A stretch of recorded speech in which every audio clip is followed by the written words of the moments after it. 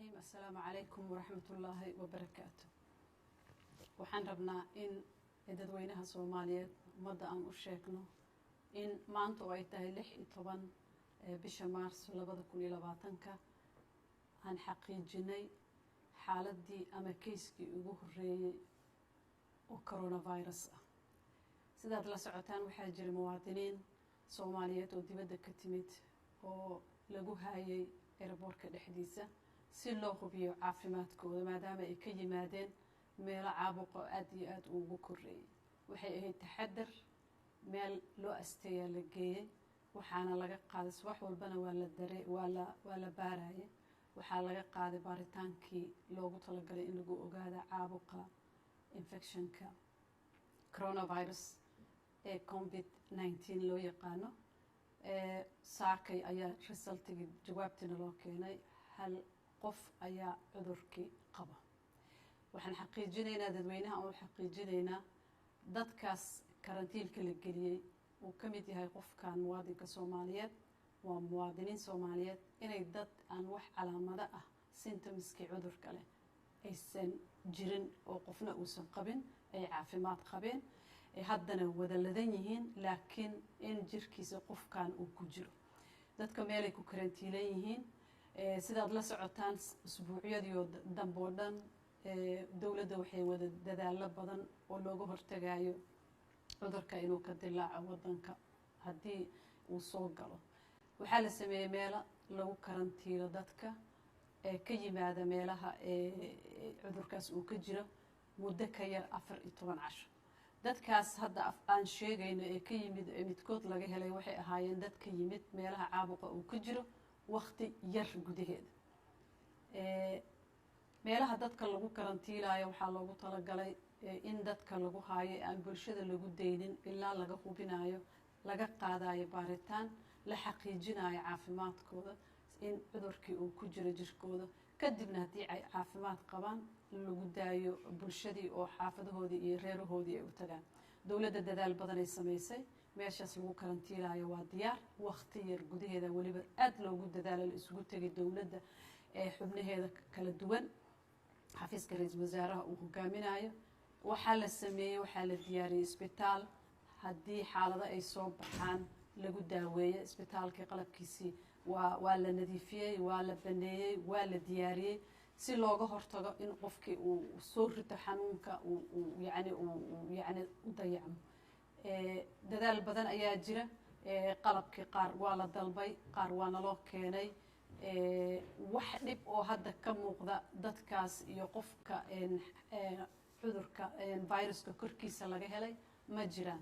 waxaan rabnaa ummadda inaan u xaqiijino inay isdejiyaan aan la socodsiin doona mar walba xaaladda meesha ay maraysa haddii ay wax soo kordhaan laakiin wacyigelintii wasaaradda caafimaadka ay hogaaminayso hay-adaha dawladda culamaa u diinka masaajidyada qaybaha kala duwan ee bulshada ay isugu tagtay way soconaysaa.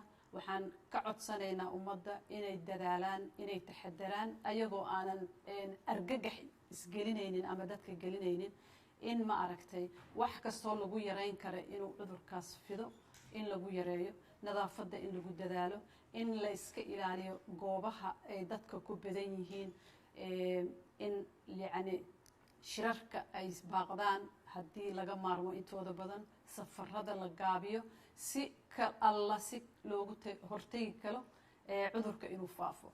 waa idin xaqiijinaynaa mar labaad dadkaas waa caafimaad qabaan waa korkooda waa malaha calaamado waa dad aan maalin walba la arko takhaatiir u tagaan la keergareeyo.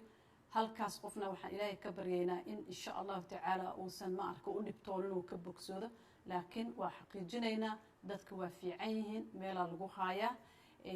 dawladdana dadaalkeeda aad ayuu u badan yahay sidii looga hortagi lahaa muwaadiniintii Soomaalida ee imaanaysana meel in la geeyo meelahaas ka imaanayso cudurka uu ka jiro xaaladaha cudurka uu ka jiro in iyagana lagu hayn doono meel gaar ah ilaa iyo in inta laga xaqiijinayo inay cudurka jirkooda uu ku jirin insha allahu tacaala. waxaan noo wada rajeeyay ilaahay inuu wadana xafido. asalaamu calaykum. بسم الله الرحمن الرحيم. إلهي إذنكيس الله نجنا جيو عذركن maanta oo taariikhdu tahay 16 bisha 3 2020 waxaa shir degdeg ah isugu ka yeeray ra-iisul wasaaraha xukuumadda federaalka Soomaaliya mudane Xasan Cali Kheyre. shirkaas oo uu inoo shir gudoominayay ra-iisul wasaaraha ayaa waxaa ka soo baxay qodobada soo socda.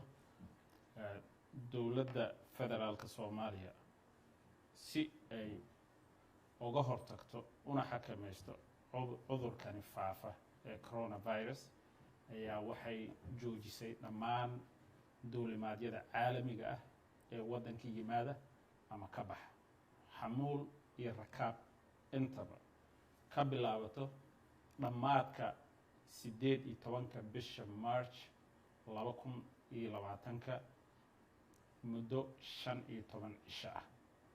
macnaheedu waxaa weeyaan bisha 18keeda marka ay dhammaato habeenkii 6 saac la gaaro 19 diyaarad international ah mana imaan karto waddanka kamana bixi karto. waxay dowladda ogolaasho gaar ah siin doontaa haddii uu ilaahay ka raali noqdo duulimaadyada la xiriira bani aadanimada iyo xaalado gaar ah. insha Allah tacaala waxaan ilaahay ka rajaynaynaa inuu cudurkani naga badbaadiyo dhammaanteen. xayiraadana waxa ay saaran tahay waddanka Soomaaliya dhammaantiis ayay saaran tahay. wabilaahi tawfiiq.